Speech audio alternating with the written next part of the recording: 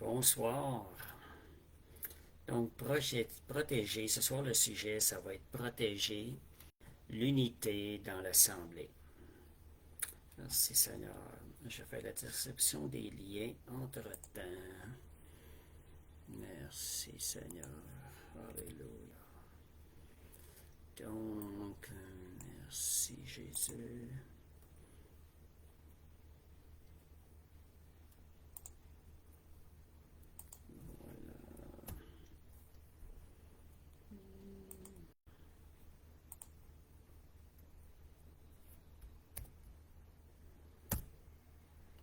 Seigneur, donc, on va faire la distribution, comme je vous disais, des liens.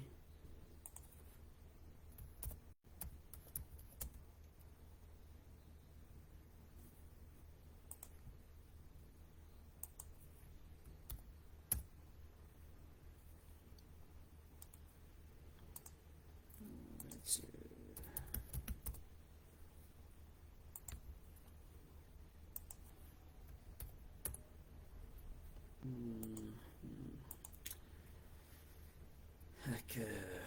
Seigneur, bientôt on va commencer. Je ne sais pas comment est-ce que commencer votre semaine.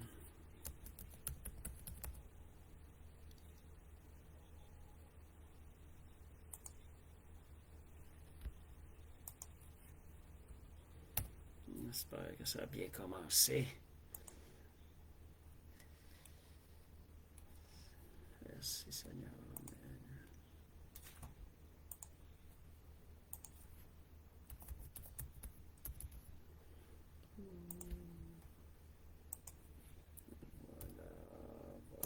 Voilà. Merci mon Dieu. Alléluia. Bon. On va. Merci Seigneur. Donc, bonsoir Brigitte. Bonsoir Nadir. Gloire à Dieu. Je vais juste un instant. Merci mon Dieu. Alléluia.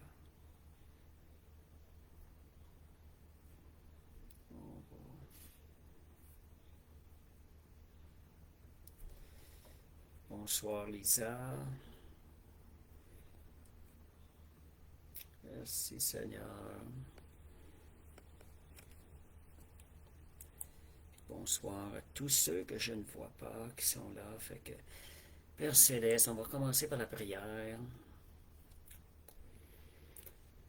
Alléluia. Père Céleste, je te remercie, Seigneur, pour ce privilège. Seigneur, encore, l'accès à ta parole.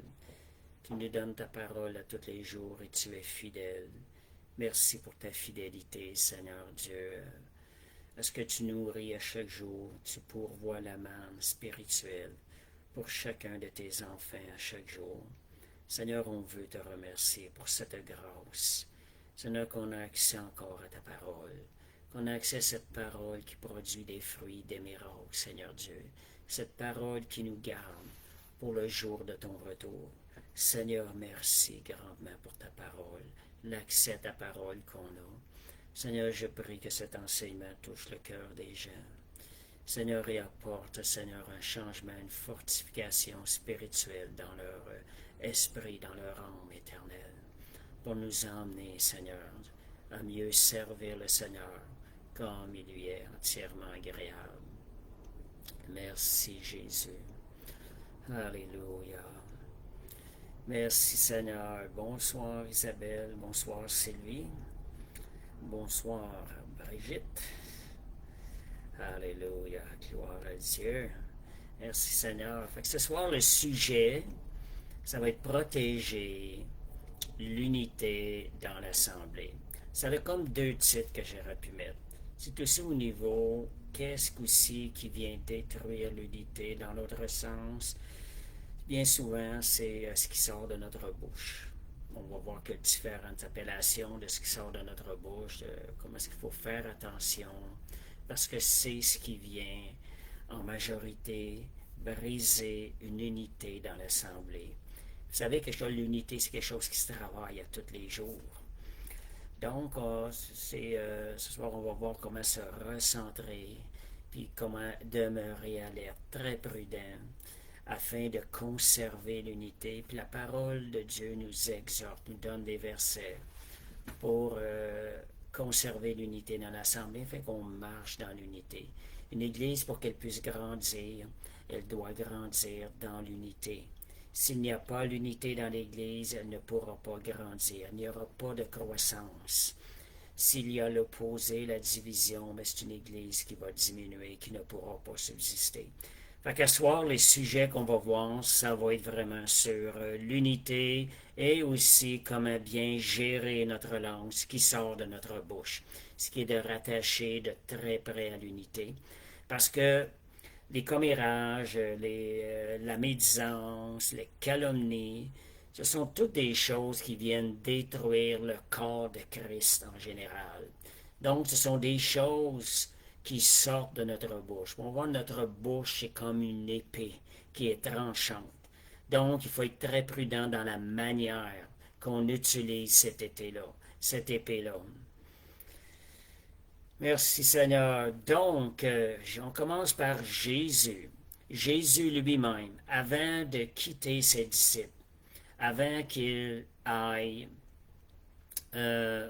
accomplir son œuvre à la croix, avant qu'il soit crucifié, il a donné un message sur l'unité. Il a préparé ses disciples pour qu'après qu'il ne sera plus là, afin qu'ils puissent marcher dans l'unité. C'est Jean 17, 20, 21, non, 20, 21. Donc, Jésus lui-même a prié pour l'unité des disciples. S'il a prié pour ça, c'est parce que c'est important. C'est quelque chose qu'on doit entretenir, que nous-mêmes, on doit prier pour cela. Donc, ce n'est pas pour eux seulement que je prie, mais encore pour ceux qui croiront en moi par leur parole, afin que tous soient un, afin que le monde croie que tu m'as envoyé. Donc, afin que tous soient un. Puis ça dit afin que le monde croie que tu m'as envoyé. Quel est l'impact sur cette parole-là? Pourquoi Jésus a rajouté ça? S'il n'y a pas d'unité dans les assemblées, le monde ne seront pas attirés à croire à Jésus. Il y a un impact direct sur l'évangélisation, notre témoignage comme assemblée d'unité, de marcher en unité d'esprit, va affecter la croissance de l'Église de Christ en général. Donc, on peut voir l'importance. Jésus l'a mentionné, afin que le monde croie que tu m'as envoyé. Parce que l'Église est appelée à refléter la nature de Christ. Et la nature de Christ, Christ a manifesté la nature du Père. Donc, la nature de Christ doit manifester. La nature de l'Église l'Église doit manifester la nature de Christ et la nature du Père afin d'attirer les gens à elle. Donc, ici, on voit l'unité de l'Église touche l'évangélisation, le témoignage de Jésus-Christ que laisse l'Église au monde. C'est réellement important. C'est pas s'il y a des divisions, de la chicane, du commérage dans l'Église, ça vient directement affecter l'avancement de l'Église de Jésus-Christ. Donc, on voit l'importance de ayez ça en vision, en perspective, ce qui va vous motiver à préserver, à conserver l'unité, en sachant qu'il y a un impact sur les âmes pour lesquelles Jésus est allé mourir sur la croix. Donc, lorsque les chrétiens sont divisés, le monde peut avoir beaucoup de difficultés à voir la réalité de Christ. Cela n'attirera pas les gens à suivre Jésus ou à joindre une assemblée. Mais lorsqu'on marche ensemble dans l'amour, le pardon et l'humilité, cela devient un témoignage surnaturel en nous.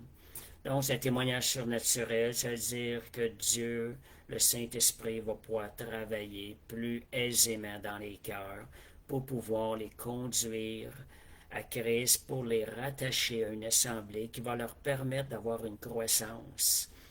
J'ai quelqu'un, un ami, qui avait partagé, qui avait de la difficulté, ce qui le retardait de joindre des assemblées, c'était que le fait, lorsqu'on voyait sur les réseaux sociaux, la chicane entre une conviction envers l'autre conviction, la façon que les chrétiens répondaient, c'était pas quelque chose qui attirait. Les croyants se détruisaient l'un à l'autre avec la parole. Ils utilisaient la parole pour tuer.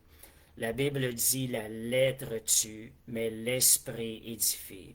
Beaucoup de croyants sont dans la chair. Et ces croyants-là dans la chair utilisent la lettre pour tuer et détruire d'autres chrétiens. Ça, on le voit souvent aujourd'hui. Le diable, un de ses meilleurs outils, c'est les réseaux sociaux. Il sème la confusion, la haine des uns envers les autres. On le voit dans le monde aussi, c'est dans tout ce qui se passe. Des deux opinions différentes, il y a des paroles qui s'échangent, et même parfois parmi les croyants, des paroles, c'est même pas inacceptable d'entendre ça. Fait qu'on peut voir comment les réseaux sociaux, le diable utilise les réseaux sociaux activement pour semer la division, dans l'Église, puis par la suite empêcher les gens de joindre l'Assemblée dans l'Église. Donc, l'unité doit être protégée. Donc, vous, Éphésiens 4, verset 3, vous efforçant de conserver l'unité de l'esprit par le lien de la paix. Quand l'unité est brisée, la paix quitte l'assemblée. Donc, ici, ça dit bien conserver.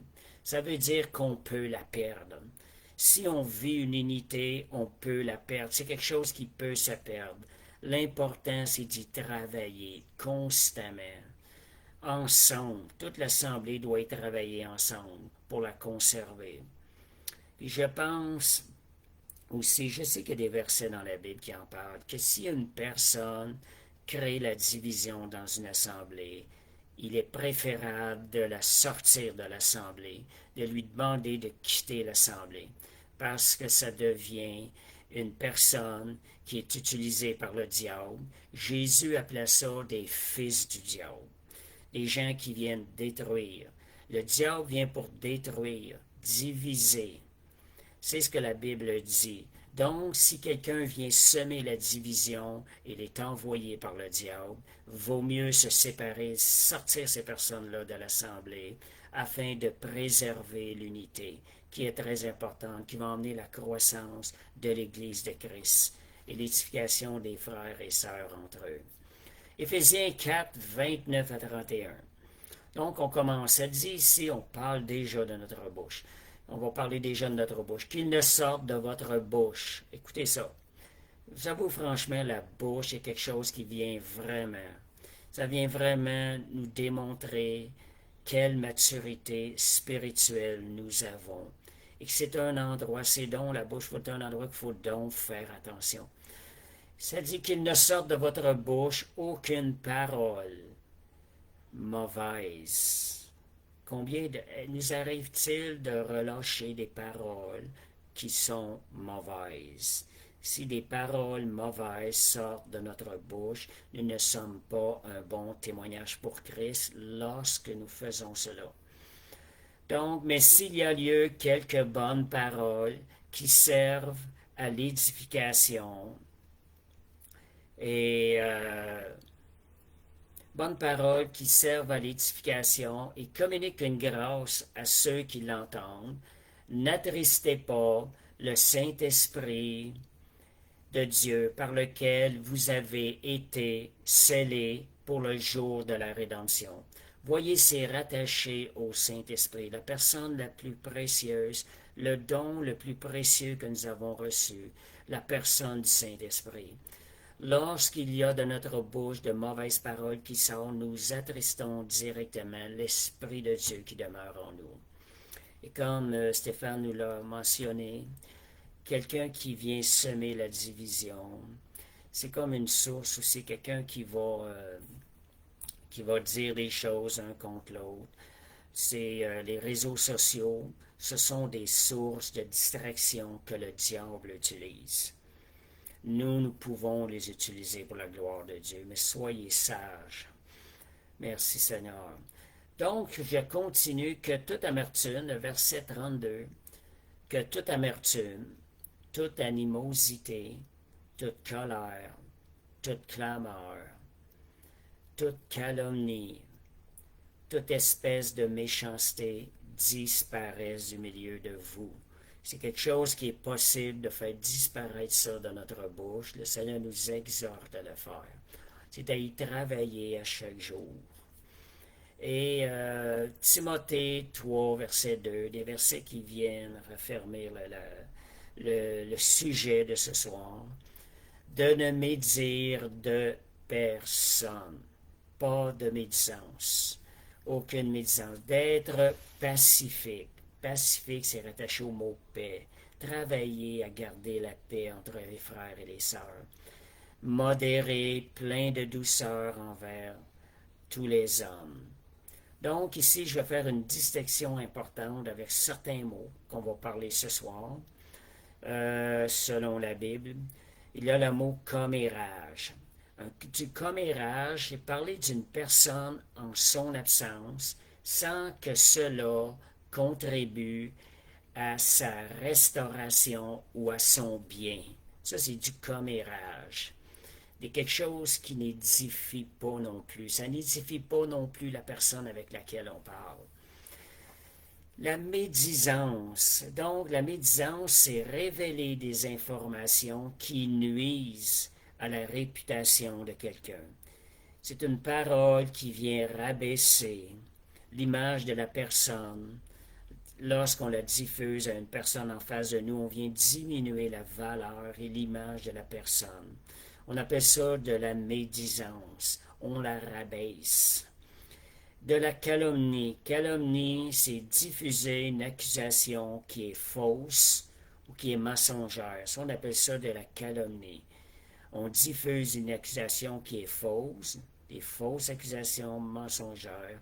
On retrouve ça. Le diable réussit à faire entrer de la calomnie dans le monde et dans l'Église, parmi les croyants. Donc, il faut être alerte à ces choses-là, ne pas laisser de porte ouverte à l'ennemi pour briser l'unité. Donc, il y a aussi d'autres mots, avertissement, c'est parler d'une situation dangereuse dans le but de protéger quelqu'un. C'est un avertissement. Avec vérité, sagesse, amour. C'est important de le faire avec ces points-là. Et une correction fraternelle qui est près de l'avertissement.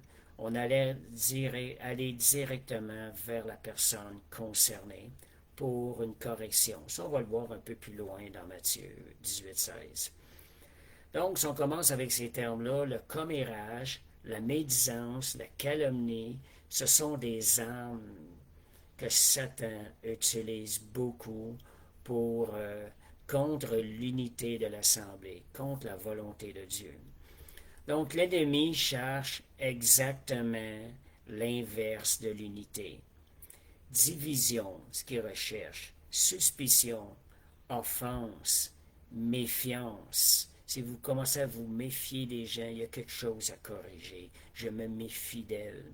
Je ne lui fais pas pleinement confiance. Je me mets en garde. Il y a quelque chose à corriger quelque part.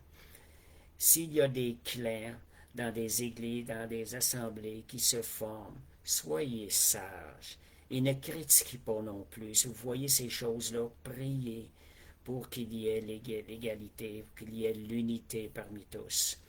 Et aussi des querelles. Ça, c'est ce que l'ennemi cherche à semer dans le corps de Christ. Nous, notre volonté, c'est de faire croître l'unité de Christ, de la protéger dans son corps, de faire avancer son Église. Donc, ces choses-là, nous ne devons pas adhérer. Ce que nous réalisons qu'il y a de ces choses-là, travaillons à remédier à ces choses-là.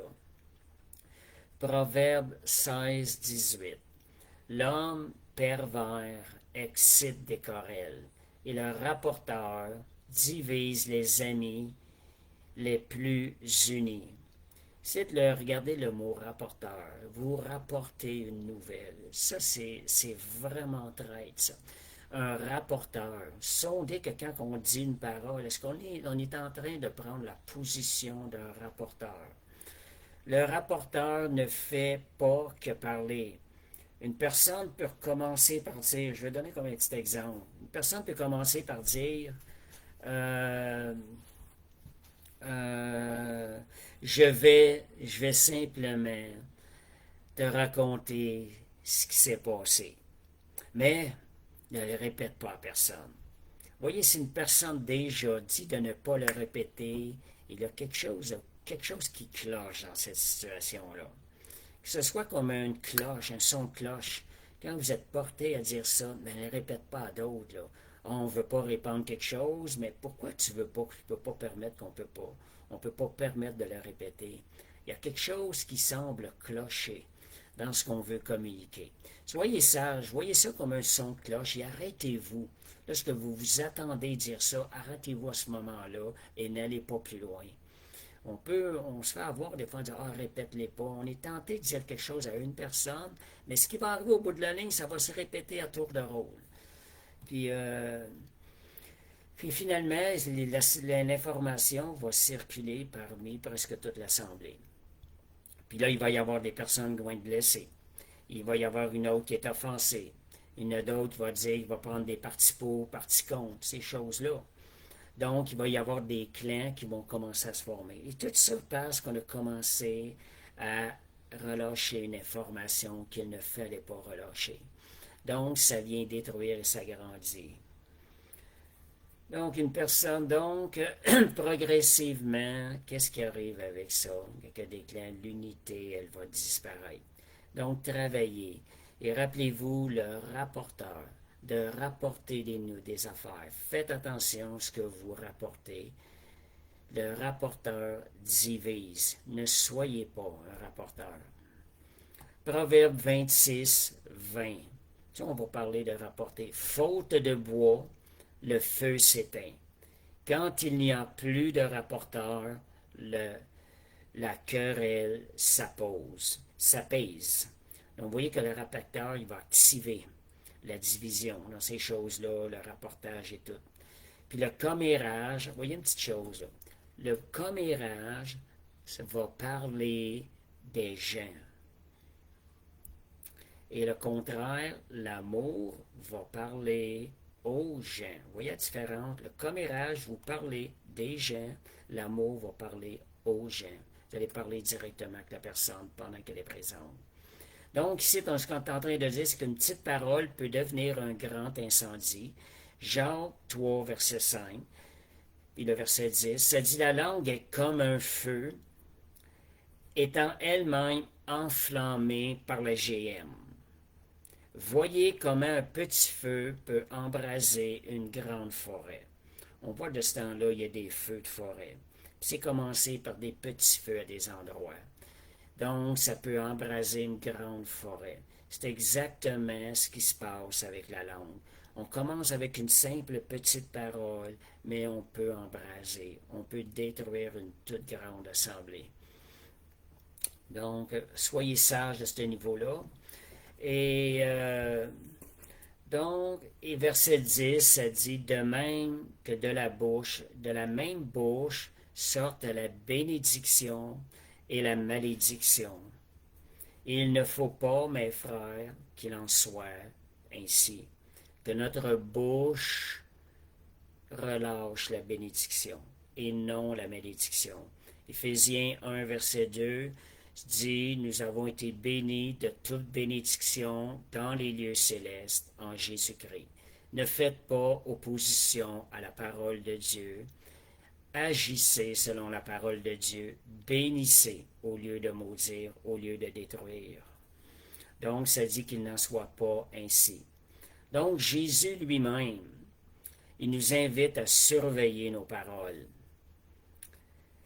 Matthieu 12, versets 36 à 37, ça dit, je vous le dis au jour du jugement. Il y a un jour de jugement. Les hommes rendront compte de toute parole vaine qu'ils auront proférées. Toute parole. Car par tes paroles tu seras justifié, et par tes paroles tu seras condamné. Voyez-vous l'importance de la parole, ce qu'on relâche de notre bouche. Nos paroles sont une épée. On parle de l'épée de l'Esprit qui est la parole de Dieu. Nos paroles sont une épée que nous avons, que nous pouvons. Donc, que nous pouvons utiliser. On ne la déplace pas n'importe comment. On ne donne pas des coups de tous sens, de tous côtés, comme s'il n'y avait rien. On peut détruire, blesser. Donc, ça, c'est la puissance de nos paroles. Nos paroles sont comme une épée.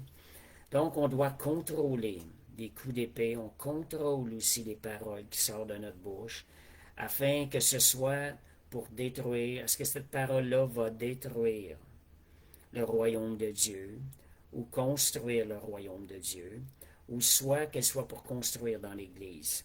On peut utiliser nos paroles pour détruire le royaume de ténèbres. Ça, nous pouvons l'utiliser. Elles sont comme une épée. Puis on va aller voir un peu plus loin comment Jésus vraiment met une attention particulière sur le genre de paroles qui sort de notre bouche. C'est surprenant, là. Matthieu 5, 22. Jésus est venu dans les profondeurs révéler des choses des profondeurs du cœur. La manifeste qui sort de notre bouche révèle ce qu'il y a dans notre cœur. Jésus est venu mettre ça en lumière dans beaucoup de ces versets.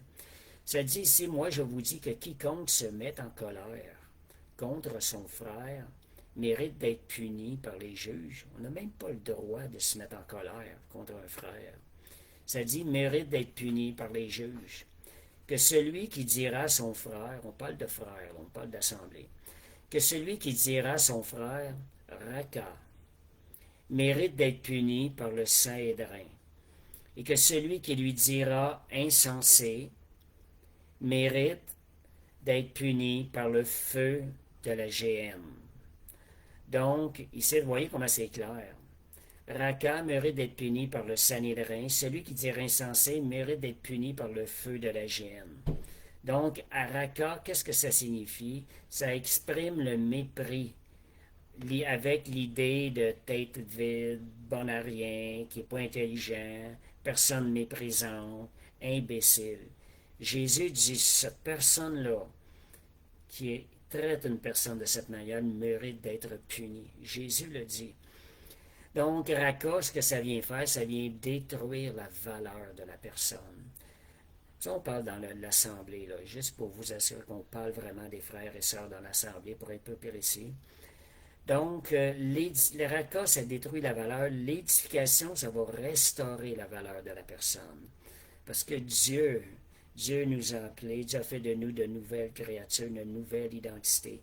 Donc, sommes appelés à édifier nos frères et sœurs, les aider à rentrer dans l'identité que Christ les a restaurés. Donc, Raka, c'est quand la colère devient mépris. On méprise la personne parce qu'on y en veut. Faites bien attention. La semaine passée, j'ai parlé de l'offense. C'est rattaché, c'est proche de ça, l'offense. On ne doit pas se laisser offenser par les gens. Jésus poursuit celui qui lui dira insensé, mérite d'être puni par le feu de la GM. Il s'agit d'une condamnation méprisante de la personne, pouvant porter l'idée de quelqu'un de moralement mauvais ou totalement méprisable. Je vous le dis des fois, je regarde ça parfois sur les réseaux sociaux. Je ne suis pas trop là-dessus, mais je vois des choses passer. Quand quelqu'un dit une conviction, sa conviction, puis qu'un autre croyant n'a pas cette conviction-là, déjà on le voit en train de le traiter d'insensé ou de raccord, de traiter l'autre, son frère, de toutes sortes de choses. Ces gens-là se vantent de connaître la parole de Dieu. Quand on lit cette parole-là, Matthieu 5, 22, ça dit « Celui qui traite son frère d'insensé mérite le feu de la GM. » Voyez comment les gens se vantent de la parole, discutent de la parole, s'estiment de la parole comme connaissant la parole. Ils utilisent la parole pour tuer parce qu'ils ne marchent pas dans l'esprit. que vous voyez ces choses-là. Donc, la médisance fait partie des comportements que le chrétien doit abandonner. Puis je vous dirais quelque chose, si vous avez des fois un commentaire à mettre de quelqu'un d'une conviction, vous n'êtes pas d'accord. Si votre commentaire, si vous n'avez pas la conviction que votre commentaire va l'aider à changer sa conviction, la sagesse est de ne même pas répondre. Puis des fois, on le sait qu'on ne changera pas la conviction de la personne, on ne changera pas sa manière de penser, puis on envoie une réponse. Combien souvent je vois ça? La sagesse est de ne même pas répondre quand on sait que cette réponse-là ne changera pas la conviction de la personne. Soyez à l'écoute du Saint-Esprit. C'est ça que j'ai réalisé dernièrement. Ça m'a flashé, cette pensée-là. On ne répond pas. Est-ce que ma réponse va changer la conviction de la personne? Non, réponds pas tout simplement. Ça va éviter des conflits. Ça va éviter d'ébranler l'unité dans le corps de Christ. Ça va aider à conserver l'unité, même si on a des convictions différentes. Donc, la médisance, ça fait partie des comportements que le chrétien doit abandonner, renoncer. Renoncer, tu n'en gardes pas une partie, tu abandonnes. Seigneur, je vois cette chose-là dans ma vie. Seigneur, j'abandonne cette idée de médisance. Seigneur, je veux garder, je veux, Seigneur Dieu, faire ta volonté, tout faire ta volonté. Je disais quelque chose qui disait, c'est facile de servir le Seigneur, de juste obéir à Jésus ou obéir à sa parole. Obéir, tu es en train de faire la volonté de Dieu. Mais c'est pas si facile que ça, obéir. J'ai trouvé ça sage, pareil, la manière c'était écrit. Des fois, les gens disent, c'est donc compliqué la vie chrétienne, c'est compliqué. Mais la réalité, obéis aux paroles de Jésus. Le Seigneur va te bénir, va te garder, va te protéger. Tu vas être protégé des attaques de l'ennemi. Tu vas être protégé des pièges de l'ennemi. Si ton désir est d'obéir à la parole de Dieu. Puis l'obéissance à la parole de Dieu t'emmène dans la foi, qui t'emmène dans le domaine du surnaturel, où la puissance de Dieu, les promesses de Dieu sont relâchées et s'accomplissent. Donc, Éphésiens 4, 29, qu'il ne sorte de votre bouche aucune parole mauvaise. Combien? Une, deux, oh, c'est pas grave, une ou deux, non. Aucune. Obéir à la parole de Dieu, aucune parole mauvaise. Ça, il faut apprendre à s'arrêter, à voir contrôler. Jacques, ça dit que la langue, comme un petit gouvernail, c'est un bateau. Le petit gouvernail gouverne tout le gros bateau. C'est tout petit. Mais la langue, c'est la même chose. C'est ce qui gouverne notre vie chrétienne. Comment est-ce qu'il faut vraiment être alerte à ce qui sort de notre bouche. Puis bien souvent aussi notre cœur précédemment. Veiller sur notre cœur parce que la bouche parle de l'abondance du cœur. Ça va être plus difficile à retenir ces choses-là si votre cœur n'est pas bien entretenu. Donc, qu'il ne sorte de votre bouche aucune parole mauvaise, mais s'il y a lieu, mais vous pouvez utiliser votre bouche pour construire quelques bonnes paroles qui servent à l'édification et communiquent une grâce à ceux qui l'entendent. Soyez des bergers pour vos frères, des bergers qui vont prendre soin de leur vie chrétienne. Pensez à leur donner des paroles qui vont les édifier, des paroles qui vont les aider à se relever, des paroles qui vont les aider à continuer, les aider à persévérer dans leur marche dans la vie chrétienne, qui va les emmener à grandir dans la vie chrétienne, à être transformés. Donc, ça dit communiquer une grâce à ceux qui l'entendent. On dit une grâce. Qu'est-ce que ça veut dire le mot grâce? C'est quelque chose que la personne ne mérite pas par elle-même. Donc, faites le bien, bénissez la personne. Vous allez l'aider à devenir encore meilleur. Donc, protéger l'unité signifie parfois fermer notre bouche. C'est un signe. Ah, fermez votre bouche. J'avais vu une grenouille là, qui tenait la bouche fermée. Là. Une petite image qui me revient à l'idée. Ça parlait. J'avais le goût de dire quelque chose. Non, fermez votre bouche. C'est quelque chose qui n'est pas bien. Donc, et aussi, c'est un signe de maturité spirituelle, je n'ai parlé tantôt. Celui qui couvre une faute, Proverbe 17, 9, celui qui couvre une faute cherche l'amour. Et celui qui la rapporte dans ses discours divise les amours, les amis.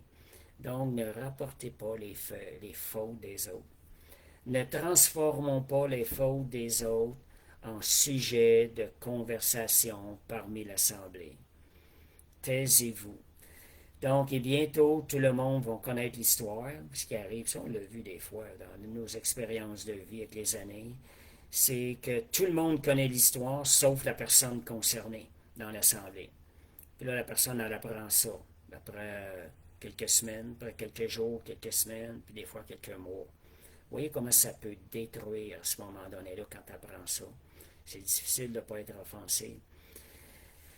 Fait qu'une personne une personne qui divulgue des secrets, si une personne vous divulgue des secrets, ne les dévoilez pas aux autres. Si elle vous fait sentir que c'est un secret, c'est parce qu'elle veut que ce soit, elle veut seulement vous les divulguer à vous et non aux autres. Elle ne veut pas que ce soit vous qui répandiez ces secrets-là. Donc, respectez la personne. Avant de parler à quelqu'un, ça c'est des choses, il faut être capable de s'arrêter. Hein? Demandons-nous pour se poser des questions, analyser ce qui va sortir de notre bouche. Seigneur, donne-nous la maîtrise de soi, la capacité de s'arrêter, d'évaluer ce qu'on va dire. Est-ce que c'est en train de construire? Est-ce que cette personne à laquelle je vais en parler fait partie de la solution? Ou est-ce que je suis en train de devenir une partie qui va faire grandir le problème? Donc, on peut en parler à son leader, le leader de la personne, généralement, la personne qui en prend en charge. Oh, je crois qu'on peut en parler. Et surtout, si vous en parlez à quelqu'un, ne parlez pas de ça à quelqu'un si la personne n'est pas en train de prendre soin de celle-là, de cette personne à laquelle vous voulez dire quelque chose qui serait négatif. Si cette personne-là, si vous travaillez ensemble avec compassion et que vous supportez cette personne-là dans ses rechutes ou quoi que ce soit, vous pouvez vous en parler si vous avez cet esprit-là qui veut construire, édifier. Cela va vous permettre d'aller en prière et d'aider, de supporter cette personne-là du type Aaron et Hur. Donc, et de l'encourager et tout. Donc, parfois, il peut y avoir certaines situations qu'on peut parler à quelqu'un, mais qu'on ne doit pas en parler à d'autres personnes. Je vous dirai un exemple. Une personne a un problème d'alcool, une sœur, on va dire, ou un frère, qui a un problème d'alcool. Et ce frère-là se confie à 2 ou 3 personnes. Et ces 2 ou 3 personnes-là travaillent ensemble pour l'aider à s'en sortir, prient pour elle, sont au courant du problème et sont là pour l'aider à se relever. Et là, une des personnes-là dit à l'autre, cette semaine, elle a encore eu de la misère. Elle a rechuté dans l'alcool.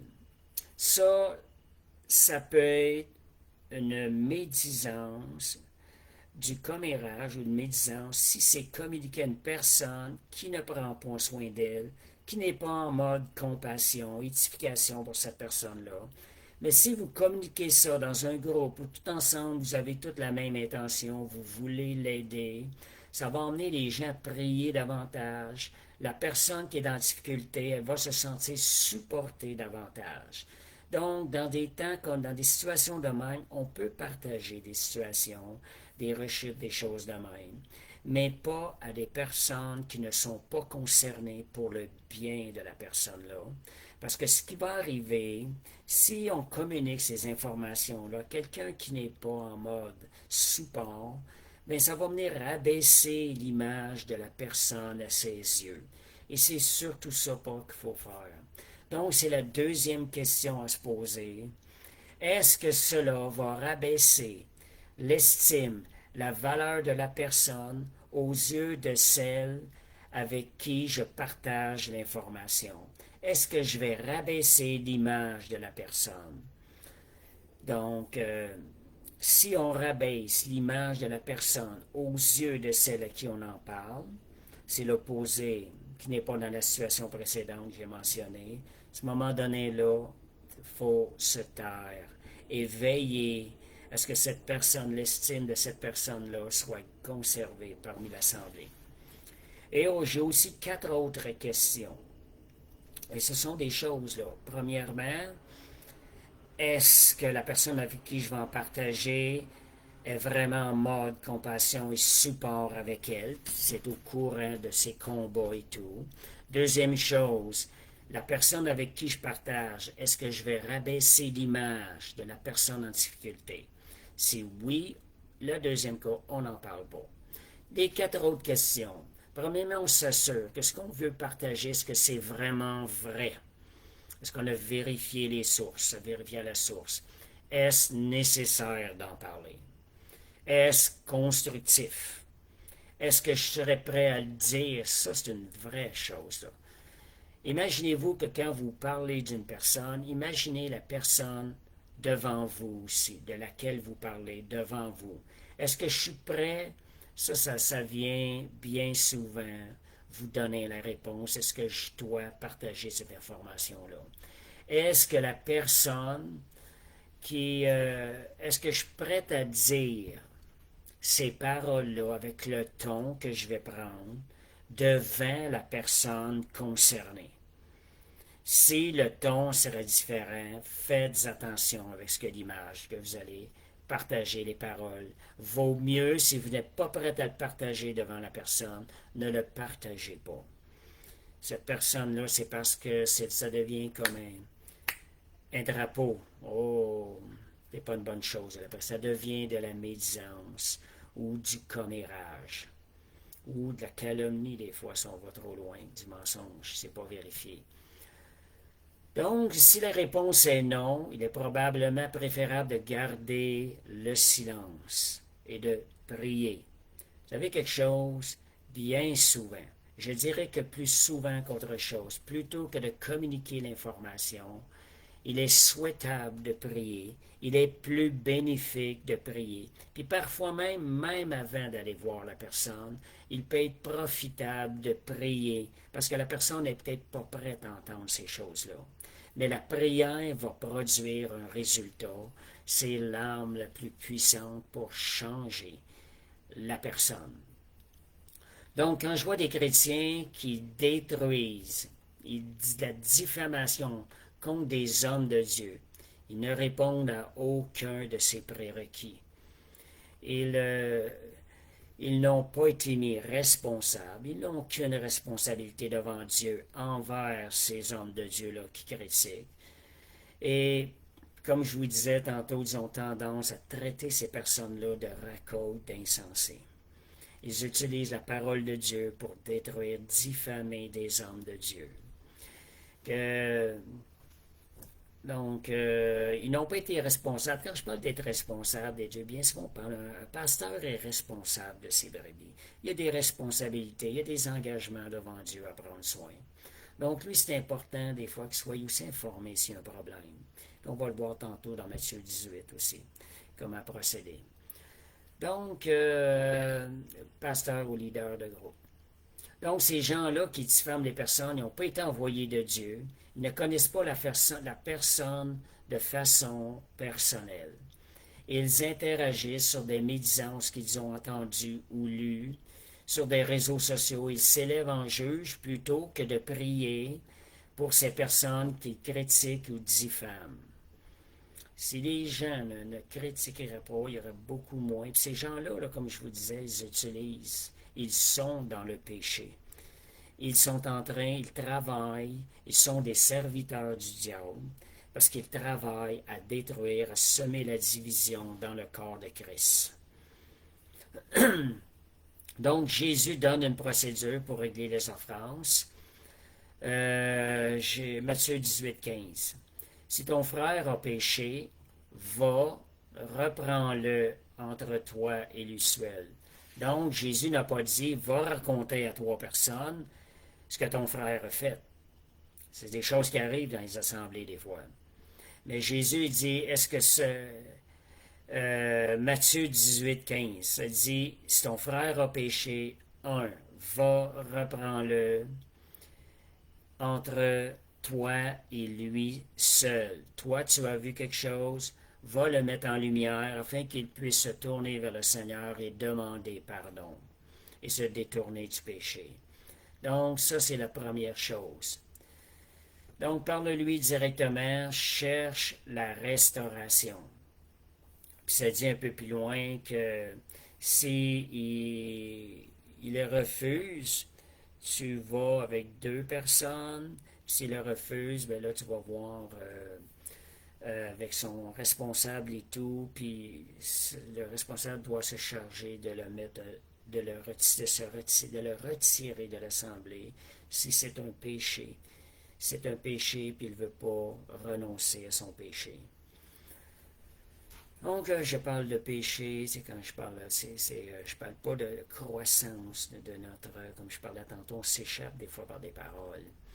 Euh, donc, c'est ça. Donc, si ce qu'il ne faut pas faire, que l'offense vous emmène au commérage, et que ça s'en va dans des groupes de discussion et ça crée de la division, mais plutôt que lorsqu'il y a une offense, qu'il y ait une confrontation biblique, qu'il y ait un pardon, restauration, et cela va garder l'unité dans l'Assemblée.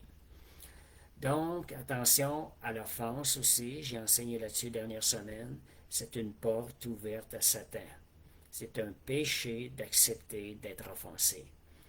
Donc, l'effet, ce que ça fait l'offense, c'est que la personne offensée va commencer à interpréter les paroles des autres à travers son offense. Ça ne sera même pas conscient.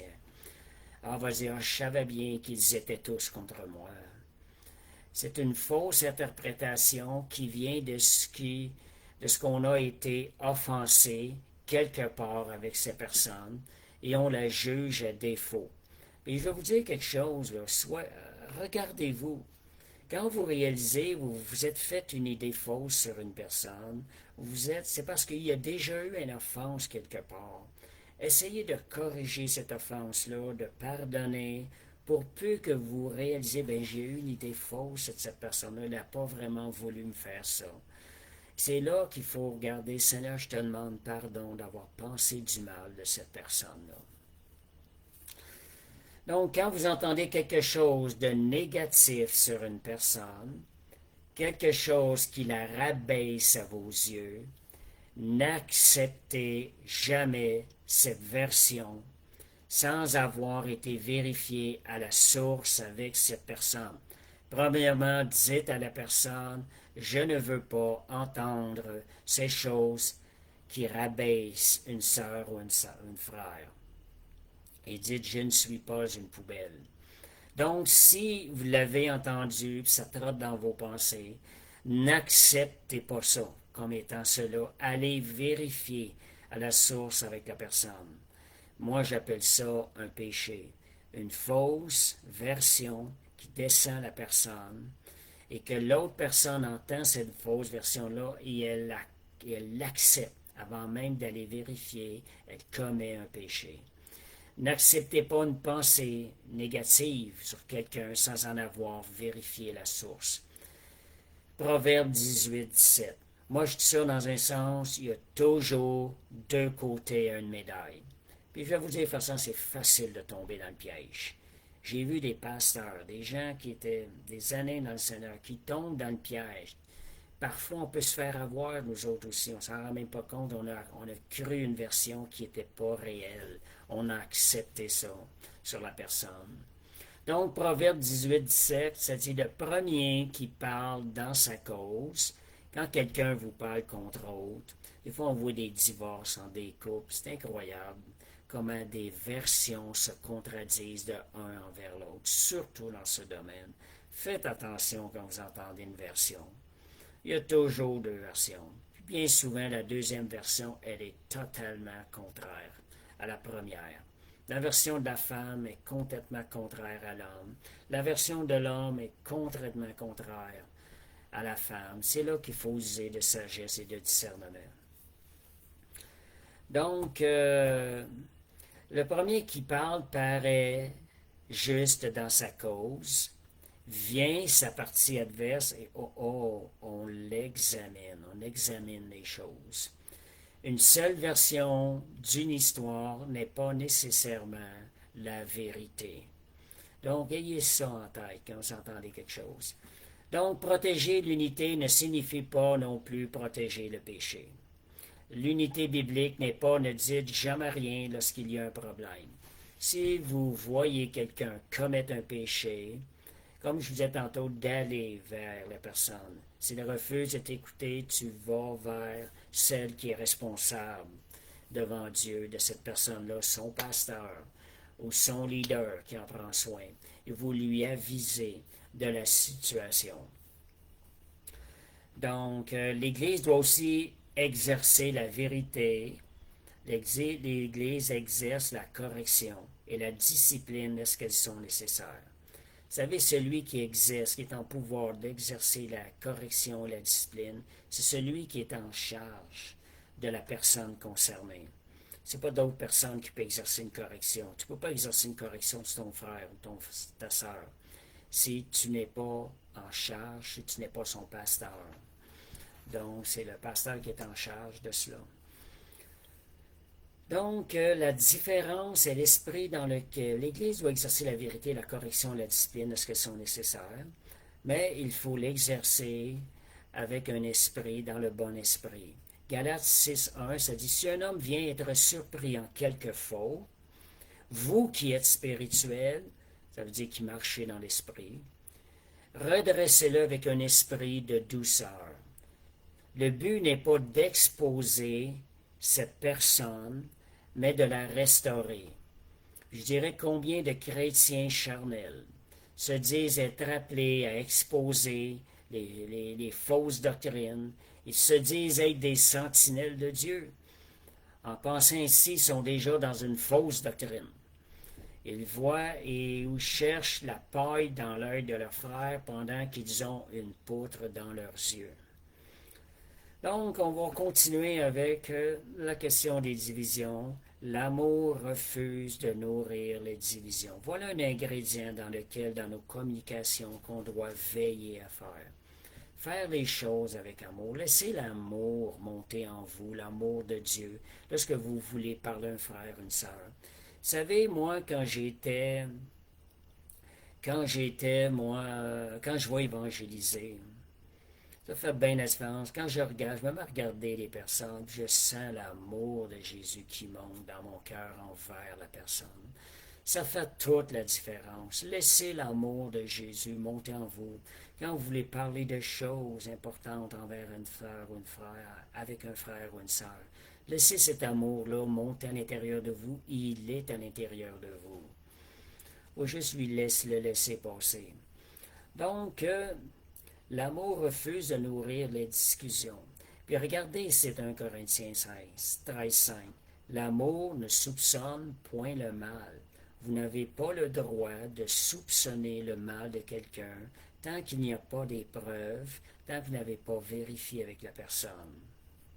Et ça va éviter beaucoup de problèmes si on met ça en preuve. Donc, cela signifie que l'amour ne cherche pas spontanément le mal ou le pire chez l'autre. Donc, l'amour ne cherchera pas le mal ou ne cherchera pas le pire chez l'autre.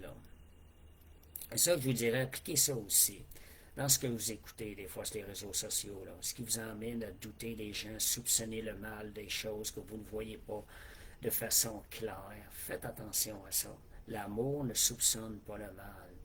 Et je vous dirais que le diable, il est là pour vous aider à renverser les situations, à soupçonner, à tout le temps essayer de trouver le mal dans certaines situations. Faites attention à ça. Donc, on y va. Après l'amour, il y a l'humilité. L'humilité est l'un des plus grands protecteurs de l'unité. L'humilité va faire qu'on va renoncer à ce qui est à nous, renoncer à notre image, de dire Seigneur, je veux juste faire ta volonté. Seigneur, je veux aller voir cette personne-là, je veux l'aider. L'humilité va désirer le bien de l'autre. Philippiens 2, 3, 4. Ne faites rien par esprit ou de parti ou par vaine gloire, mais que l'humilité vous fasse regarder les autres comme étant au-dessus de vous-même. Désirez le bien des autres. L'humilité du Seigneur, montre-moi d'abord ce que tu veux produire dans cette situation. Puis là, on se tourne vers Dieu. Seigneur, qu'est-ce que tu veux à travers cette situation-là? Seigneur, tu m'as appelé à bénir ce frère, cette sœur-là, qui a de la difficulté peut-être à l'heure actuelle. Seigneur, je veux la bénir maintenant, puis je m'engage à prier pour que cette personne-là soit bénie. Donc, l'humilité va nous rendre capables de faire ces choses-là. Dans nos conversations avec les autres, voici la sagesse de Dieu. Tite 3, 9 à 10. Surtout des fois quand on discute de doctrine. Là. Faire attention, des fois qu'on n'a pas les mêmes points de vue. Des fois, c'est bien souvent, les assemblées ensemble se ressemblent avec le moins de points de vue, mais différentes assemblées, les points de vue sont différents. Respectez l'opinion de l'autre. Respectez l'appel de l'autre pasteur qui est différent de l'appel de votre pasteur. Tite 3, versets 9 à 10. Ça dit, mais évite les discussions folles. On appelle ça des discussions folles. Les généalogies, les querelles, les disputes relatives à la loi. Voyez les disputes relatives à la loi. Un dit ça, c'est ça que la Bible dit. L'autre dit non, c'est pas ça. Car elles sont inutiles et vaines. Puis bien souvent, ils discutent selon la lettre et non pas selon la lettre qui tue et non pas selon l'esprit.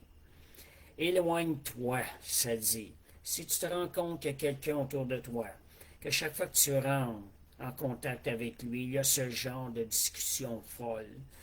On parle de loi, on veut discuter de la parole. C'est s'estiner en d'autres sortes. La Bible dit éloigne de toi après un premier et un second avertissement. Celui qui provoque des divisions, sachant qu'un homme de cette espèce est pervers et qu'il pêche en se condamnant lui-même. Je dirais un message pour les pasteurs, c'est de sortir cette personne-là de l'assemblée, après un deuxième avertissement. Donc, pour préserver l'unité de l'assemblée. Petite exhortation sage aussi, avant de terminer, lorsqu'on parle avec une autre personne. C'est quelque chose, moi, que j'aime, cette exhortation-là. Je trouve ça fort, pas mal. Je l'ai déjà publié. Ça dit argumenter avec une personne insensée ne fait que prouver qu'il y a deux insensés dans la discussion. Voyez quelle position, à quel niveau allez-vous prendre lorsque vous allez être dans une discussion avec une personne qui ne veut pas trop écouter. Ça dit, Proverbe 26, 4 à 5, ne réponds pas à l'insensé selon sa folie, de peur que tu ne lui ressembles toi-même. Réponds à l'insensé selon sa folie, je dirais, afin qu'il ne se regarde pas comme sage. Si l'insensé réalise que ce qu'il est en train de dire n'est pas sage, vous êtes en train de l'emmener plus haut, moins insensé. Plutôt que de t'abaisser, en d'autres mots, plutôt que de t'abaisser au niveau de l'insensé, si tu te mets à t'estiner, sachant que ta parole ne peut pas changer son opinion, tu es en train de t'abaisser au niveau de l'insensé. Ça dit plutôt que t'abaisser au niveau de l'insensé, emmène-le plutôt à s'élever à ton niveau de sagesse. Ce que je vous disais tantôt, si ta parole l'emmène à être plus sage, c'est bien. À ce moment donné-là, tu peux parler. Donc, une parole de sagesse aussi lors d'opinions divergentes. Je la répète à nouveau. J'ai eu ça la semaine passée, ça me revenait tellement. Ça va vous aider beaucoup. S'il y a des gens qui aiment ça, parler sur les réseaux sociaux, cette chose-là, ayez cette sagesse-là. Ne répondez pas à une critique quand on sait que notre réponse ne changera pas l'opinion de l'autre. Donc, ne répondez pas. Donc, j'aimerais ça que vous écrivez si les choses qui vous ont touché ce soir, certains domaines qui est venu vous parler, vous pouvez l'écrire, et l'œuvre que le Seigneur est en train de faire dans votre vie.